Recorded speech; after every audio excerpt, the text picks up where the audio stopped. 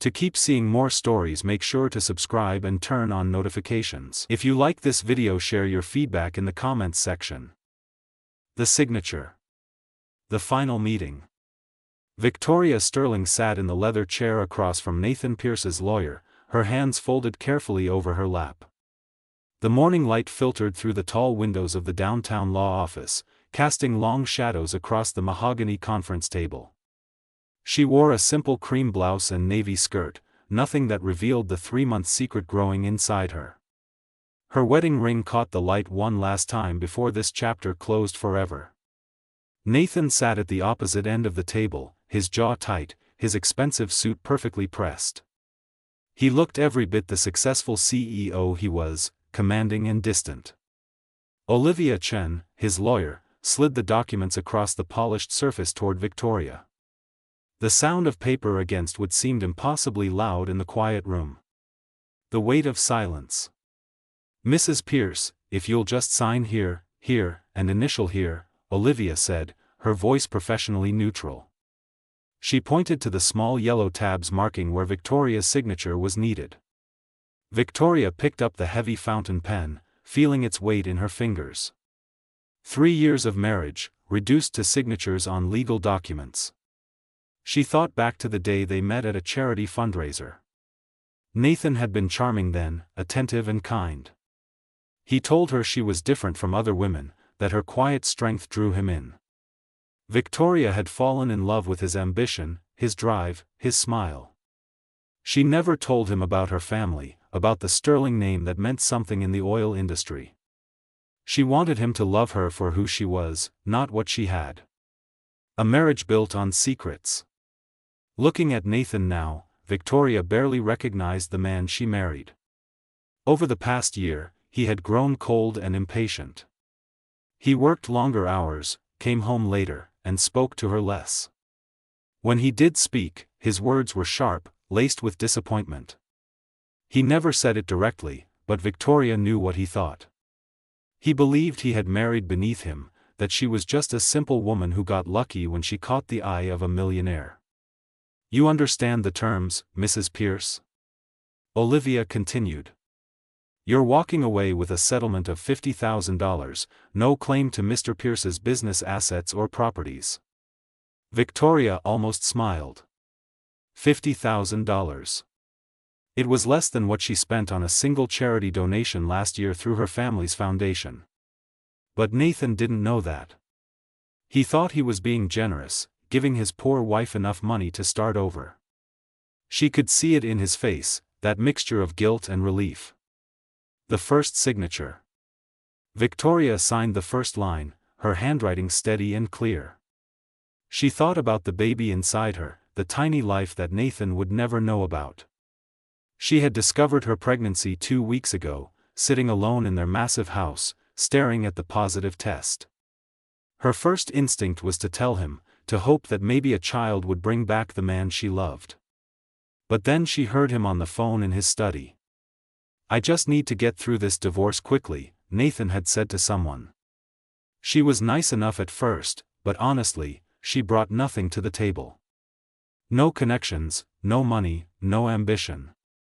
"I need someone who can match my level, you know."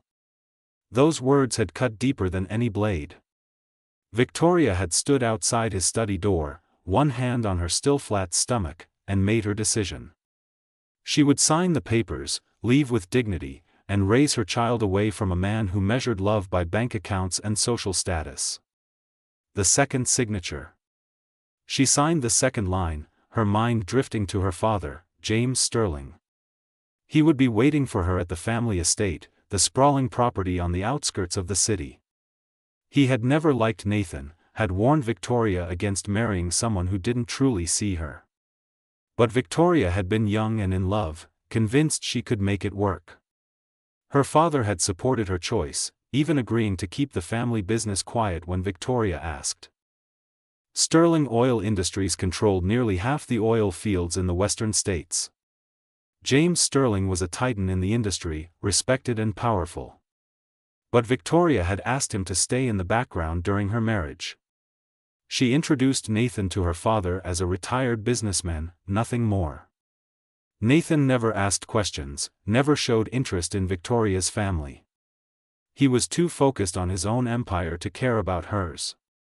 The final initial. Olivia pointed to the last spot. Just initial here, and we're done. Victoria pressed the pen to paper one final time. As she made the small marking of her initials, she felt something shift inside her. Not the baby, but something deeper. A sense of freedom, of possibility. She was walking away from a man who never valued her, carrying a child who would grow up knowing real love. She was returning to a family that had always supported her, to a legacy that was rightfully hers. Nathan cleared his throat. Victoria, I hope you understand this is for the best. We both know this marriage wasn't working. You'll be fine with the settlement. It's more than fair. Victoria looked at him then, really looked at him. She saw the man who had stopped seeing her months ago, who had made assumptions about her worth based on appearances. She stood, smoothing her skirt, and placed the pen down gently. Yes, Nathan. I'll be just fine. Walking away. Olivia gathered the papers, promising to file them immediately. Victoria picked up her simple leather purse and turned toward the door. She didn't look back at Nathan, didn't give him the satisfaction of seeing any emotion on her face. As she walked down the corridor toward the elevator, her heels clicking against the marble floor, she felt the weight of the past 3 years lifting. Outside, the city buzzed with life. Cars honked, people rushed past, the world kept spinning. Victoria hailed a taxi and gave the driver an address Nathan had never known. The Sterling family estate, where her real life was waiting to begin again. As the car pulled away from the law office, Victoria placed her hand gently on her stomach. It's just you and me now, she whispered. And that's more than enough. Hidden truths. The return home. The taxi wound through the city streets, leaving behind the glass towers and crowded sidewalks. Victoria watched the landscape change through the window as buildings gave way to tree-lined roads and open spaces. Her phone buzzed repeatedly in her purse, but she ignored it. Nathan's lawyer, probably, with final paperwork details. None of it mattered anymore. After 40 minutes, the taxi turned onto a private road marked only by a discreet stone pillar.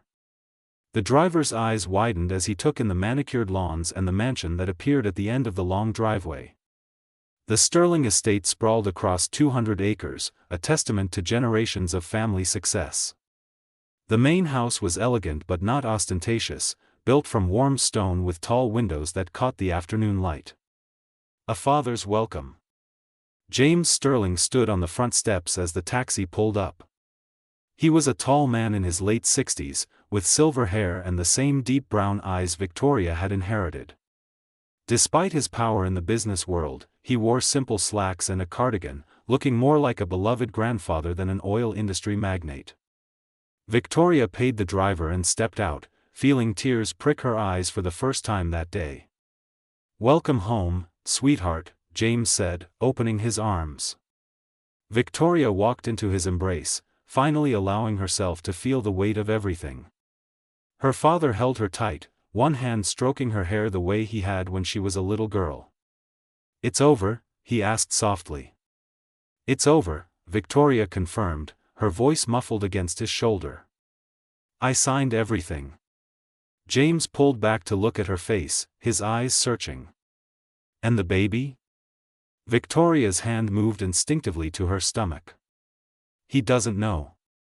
He never will, if I can help it. He made it clear what he thinks of me, and I won't let my child grow up feeling unwanted by their own father." Inside the family home. They walked inside together, past the familiar paintings and photographs that lined the entrance hall. The house smelled of fresh flowers and the lemon polish the housekeeper used on the antique furniture. It smelled like safety, like childhood, like home. Rebecca Morgan, Victoria's best friend since college, emerged from the sitting room with 2 cups of tea already prepared. "There's my girl," Rebecca said, her warm smile both comforting and concerned. She set the tea down and pulled Victoria into a hug. Rebecca was the only friend Victoria had kept from her life before Nathan, the only person besides family who knew the truth about the sterling fortune. "How did it go?" "He looked relieved," Victoria said, accepting the tea and sinking into her favorite armchair. "Like he was finally free of the burden of being married to someone so ordinary." Rebecca shook her head, her curly red hair bouncing with the movement. "That man is a fool. Always has been. I never understood what you saw in him. The truth of the past." Victoria sipped her tea, thinking back to the beginning. "He wasn't always like this. Or maybe he was, and I just didn't see it.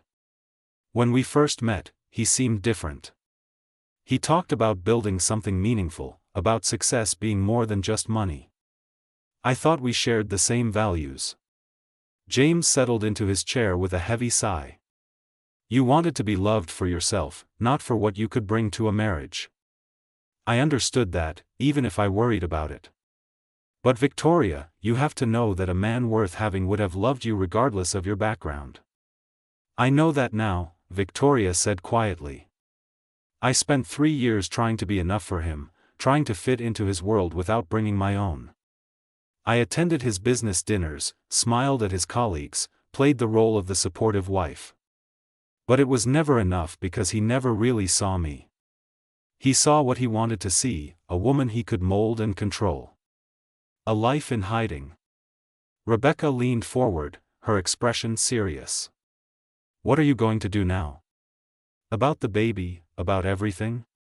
Victoria looked around the room, at the life she had left behind to marry Nathan. The Sterling family legacy was everywhere in this house. Photographs of her grandfather standing beside oil derricks, framed newspaper articles about major business deals, her mother's portrait hanging above the fireplace.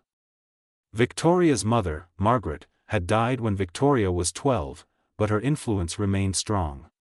She had taught Victoria that true strength came from knowing your worth, not from proving it to others. "I'm going to raise my child here," Victoria said firmly. "I'm going to step back into the family business like I always should have. And I'm going to make sure my son or daughter grows up knowing that their value comes from who they are, not from what others think of them." James smiled, pride evident in his eyes. "Your mother would be proud of you. And so am I. We'll support you every step of the way." Nathan's regret begins. Across the city, Nathan Pierce sat in his corner office on the 40th floor, staring out at the skyline. The divorce papers were filed. He was free. So why did he feel so empty? His assistant had left for the day, and the building was quiet. He thought about Victoria's face in the lawyer's office that morning, how calm she had been, how dignified. Not once had she cried or argued or begged him to reconsider. He remembered their first anniversary, how Victoria had surprised him with a home-cooked meal instead of reservations at an expensive restaurant. She had said she wanted it to be personal, just the two of them. At the time, he had been touched. But later, as his business grew and his social circle expanded, he began to see it differently. Why hadn't she wanted to celebrate somewhere impressive? Why didn't she care about being seen at the right places? Nathan opened his desk drawer and pulled out a photograph he had kept hidden. It showed him and Victoria on their wedding day, both smiling, both looking genuinely happy. Victoria wore a simple white dress she had chosen herself, nothing designer or flashy. Her smile was radiant, her eyes full of love. When had he stopped seeing that light in her eyes? The chance encounter. His phone rang, interrupting his thoughts. It was Gregory Walsh, his business partner. "Nathan, are you still at the office? I need to discuss the Highland Oil project with you." There's been a development. 20 minutes later, Gregory sat across from Nathan's desk, spreading out documents. "We need to secure mineral rights in the Western Territories to make this project viable. I've been doing research, and it looks like most of the key areas are controlled by Sterling Oil Industries. Ever heard of them?" Nathan frowned. "Sterling? No, can't say I have. Are they a major player? Gregory laughed. Major? Nathan, they're one of the biggest private oil companies in the country. James Sterling owns nearly half the productive fields in 3 states. The man's practically invisible though, keeps a low profile. Old money, you know the type. The unexpected discovery. Something nagged at Nathan's memory. Sterling. Where had he heard that name before? Then it hit him like a punch to the gut. Victoria's maiden name was Sterling. But no, that was impossible. She had told him her father was retired, that her family was comfortable but modest. He had assumed she meant a small pension, maybe a paid-off house somewhere. What do you know about the Sterling family? Nathan asked carefully. Gregory shrugged. Not much. James Sterling runs the company, has for decades. I think he has a daughter, but she stays out of the public eye. Smart really, with that kind of wealth. Why do you ask? Nathan's mind raced. Could it be possible? Had Victoria been lying to him all this time?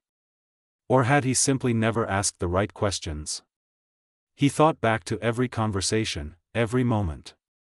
She had never actually said her family was poor. She had just never corrected his assumptions. And he had been so focused on his own success, so caught up in building his empire, that he never bothered to really know her family. I need to make a call, Nathan said abruptly, standing up. Gregory looked confused but gathered his papers and left. Alone again, Nathan pulled up Victoria's contact information on his phone. His finger hovered over the call button, but he couldn't press it. What would he even say? The truth surfaces. Instead, he did what he should have done years ago. He researched. Within an hour, Nathan had pulled up articles, business filings, and society pages he had never bothered to read before. There was James Sterling, photographed at a charity gala. And beside him, smiling politely at the camera, was Victoria. The caption read, Oil magnate James Sterling with daughter Victoria at the Children's Hospital fundraiser. The article was from 5 years ago, before Nathan had even met her. There were others too. Victoria serving on non-profit boards, Victoria at industry conferences, always in the background, always understated. How had he missed this? How had he been so blind? Then he found another photo, more recent, from just 6 months ago. Victoria standing outside a women's health clinic, and in the background, barely visible, was a small detail that made his heart stop. She was holding what looked like pamphlets about prenatal care. Nathan's hands shook as he set down his phone. Pregnant. She was pregnant, and she hadn't told him. The divorce papers flashed through his mind. She had signed them without a word, walking away with almost nothing when she could have demanded half of everything he owned. When she could have told him about the baby and secured child support that would have cost him millions. The weight of realization. For the first time in years, Nathan Pierce felt like the fool he was. He had divorced a woman worth more than he could ever hope to be, not just in money but in character. He had dismissed her quiet strength as weakness, her humility as lack of ambition. And now she was carrying his child, a child he would never know unless he could somehow make this right. But could he make it right? Did he even deserve the chance? Nathan looked out at the city lights beginning to glow in the dusk. Somewhere out there, Victoria was building a new life without him. A life where she didn't have to hide who she was or apologize for not being enough. And he had no one to blame but himself. The revelation. The business deal. 3 weeks after the divorce was finalized, Nathan Pierce found himself preparing for the most important business meeting of his career. The Highland Oil project required partnering with Sterling Oil Industries, and James Sterling had finally agreed to a meeting. Nathan had spent days rehearsing his pitch, gathering data, and preparing financial projections. What he hadn't prepared for was coming face to face with the truth. Thomas Gray, the Sterling family attorney, met Nathan in the lobby of the Sterling Oil headquarters. The building was impressive but understated, much like everything else associated with the Sterling name. "Mr. Pierce, thank you for coming. Mr. Sterling is ready for you in the conference room." Nathan followed Thomas through hallways lined with historical photographs of oil fields and family portraits. His heart pounded as they approached a set of double doors. This was just business, he told himself. Professional. But as the doors opened, Nathan's world tilted on its axis. The confrontation. Victoria sat at the conference table beside her father, dressed in a sharp burgundy suit that accentuated her figure. Her pregnancy was now visible, a gentle curve that she made no attempt to hide. Hi. "Mr. Pierce," James Sterling said, standing to shake Nathan's hand. His grip was firm, his eyes assessing. "I believe you know my daughter, Victoria Sterling, our Vice President of Operations." Nathan couldn't speak. He stood frozen, his eyes locked on Victoria's face. She met his gaze calmly, her expression neutral. There was no anger there, no satisfaction at his obvious shock. Just a quiet strength that he had never fully appreciated when they were married. "Hello, Nathan," Victoria said simply. "Please, have a seat."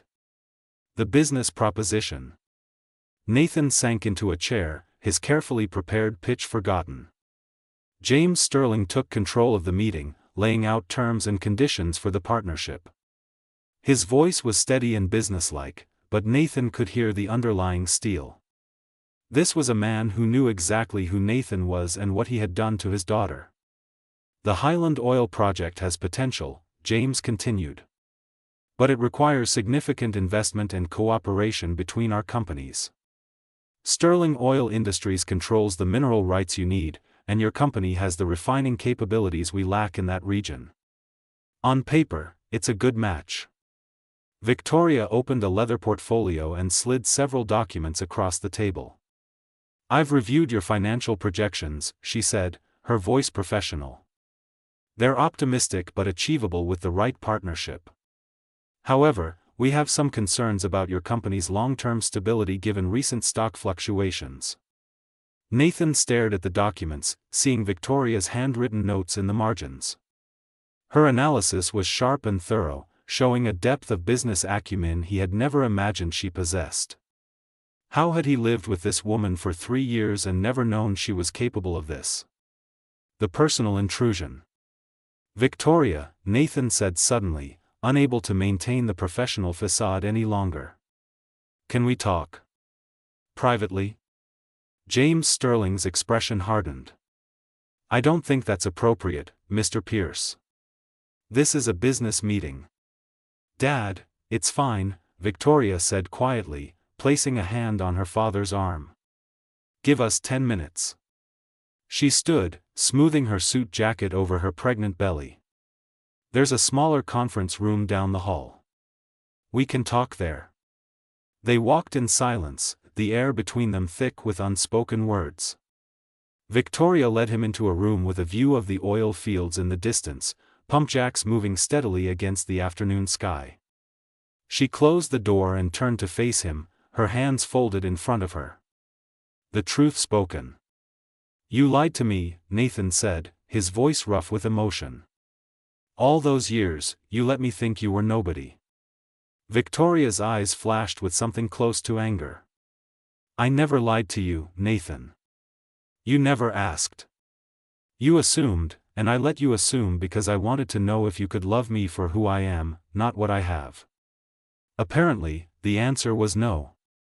"The baby," Nathan said, his eyes dropping to her stomach. "Is it mine?" "Yes," Victoria answered without hesitation. "But that doesn't change anything. You signed away your rights when you signed those divorce papers. You made it very clear that I brought nothing to your life, that I wasn't worth your time or respect." Nathan stepped forward, desperate. "I was wrong. Victoria, I was so wrong about everything. I thought success meant building an empire, surrounding myself with the right people, making the right connections. But I was building on sand. You were the only real thing in my life, and I was too blind to see it. The question of worth. Victoria walked to the window, her profile outlined against the light. Do you know why I never told you about my family? Because my mother taught me something important before she died. She said that people will love you for many reasons: money, status, beauty, but only one kind of love matters. The love that sees you on your worst day, when you have nothing to offer, and chooses you anyway. I failed that test, Nathan said quietly. Yes, you did, Victoria agreed. You fell in love with an idea of me, the supportive wife who made you feel important. But when I didn't fit that mold perfectly, when I wasn't the social butterfly or the ambitious climber you wanted, you grew cold. You made me feel small, Nathan. Like I wasn't enough just as I was. Nathan felt tears burning in his eyes. I'm sorry. I know that's not enough, but I'm so sorry. If I could go back and do it all differently. The honest reflection. Victoria turned to face him fully. But you can't go back. And even if you could, would you really change? Or would you just hide your contempt better? Because that's what I realized, Nathan. You didn't just stop loving me. You started to resent me for not being what you thought you deserved. I want to know my child, Nathan said, his voice breaking. Please, Victoria. Don't take that away from me.